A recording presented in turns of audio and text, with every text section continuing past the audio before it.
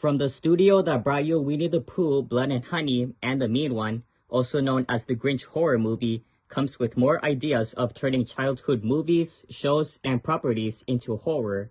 Today's topic, I'm going to talk about what if Hollywood makes a horror movie about Mr. Rogers, but it's going to be a short one because there's nothing else I have to say about it. Now, before I talk about it, I will talk about this late host who made all children feel valued. Now, I did talk about Mr. Rogers' Neighborhood before, and it is by far one of the best educational kids shows ever introduced in television history. Mr. Fred McFeely Rogers taught all the viewers who are grown-ups now everything about life lessons, feelings, and make-believes. Tons of people support him for everything he has done many years ago.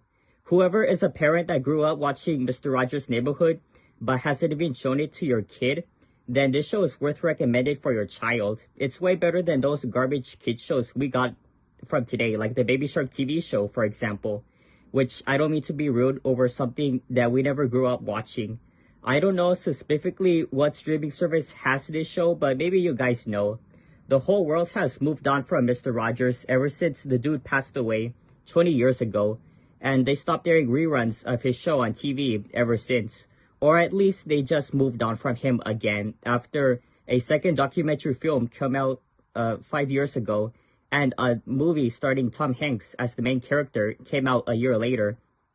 And just go back to revisit his show anytime they want when watching the episode clips on YouTube, like whenever they had a bad day at school or at work, or plan to revisit the nostalgia. Now, enough of that, let's talk about the idea of a movie.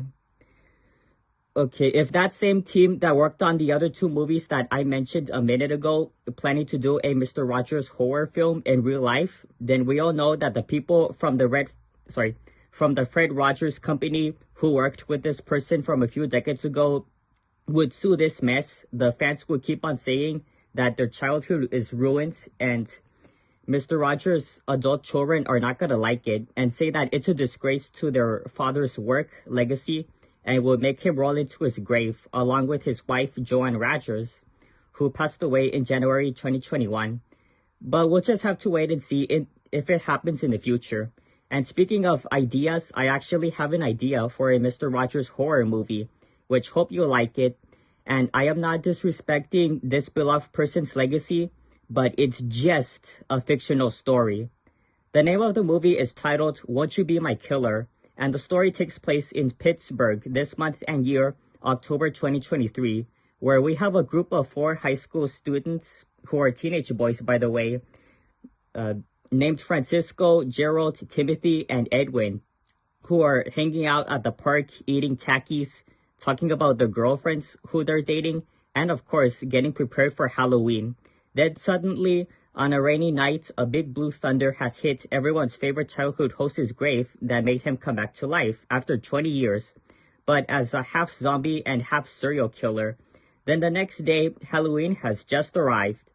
The boys have met together and brought their girlfriends over named Audrey, Stacy, Betty, and Veronica. They both trick-or-treated together, and after they finished collecting all the candy, they heard what was going on, and they see Mr. Rogers murdering his people from his show, who I forgot their names, that talk to the puppet characters, like King Friday, Daniel Tiger, X the Owl, and the other puppet characters who are animals and humans, especially all his real neighbors that he murdered with an axe. So it's up to those teenagers to put a stop on the former childhood host. Audrey gets bumped by Mr. McFeely, the speedy delivery man, and he tells them to run back home, but they refused. So Mr. McFeely joins with the teens and feels bad that they're gonna have to defeat his old best neighbor friend, who looks awful and liked him just the way he was. They found Mr. Rogers hiding inside in a dark abandoned home after they followed his bloody shoe prints. Betty uses the ropes to tie everything up. Stacy finds some bird cages. Edwin was told by Veronica to toss the candy real hard if Mr. Rogers gets much close by anyone. Gerald creates traps, and Francisco dumps the banana peels on the floors.